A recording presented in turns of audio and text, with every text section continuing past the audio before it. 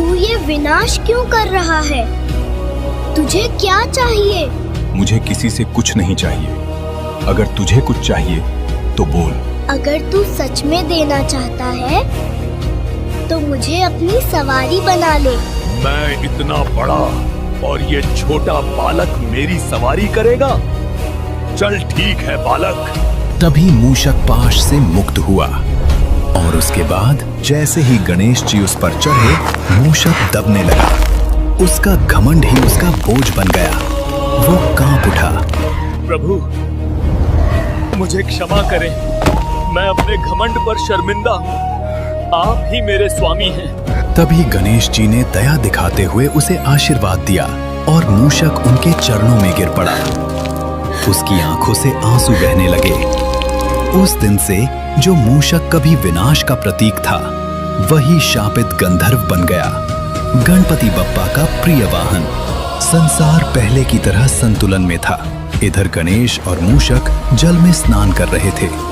उसी समय सामने से ऋषि अगस्त्य आ रहे थे।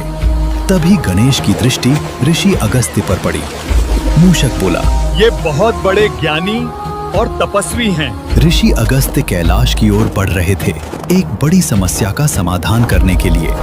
दूसरी ओर गणेश और मूषक उन्हें देख रहे थे। तभी शिव जी बोले, आज कैसे आना हुआ ऋषि अगस्त्य? प्रभु, मेरे गांव में सूखा पड़ गया है। तभी महादेव ने अपनी जटाओं से गंगा की धारा ऋषि अगस्त्य के कमंडल में भर दी। इसके बाद ऋषि अगस्त्य अपने गांव की ओर चल पड़े। चलते चलते तेज धूप के कारण ऋषि को थकान महसूस हुई। उन्होंने अपना कमंडल एक चट्टान पर रख दिया और आगे बढ़ गए। नीचे देखते ही उन्होंने अपना सूखा बेजान गांव देखा। ये देखकर ऋषि अगस्त्य बहुत दुखी हो गए। पीछे छिपकर गणेश और मूषक यह सब देख रहे थे। तभी गणेश बोले, यदि ऋषि ऐसे ही चिंतित बैठे रहे तो समय व्यर्थ चला जाएगा। तभी गणेश ने कौवे का रूप धारण किया और कमंडल का जल गिरा दिया।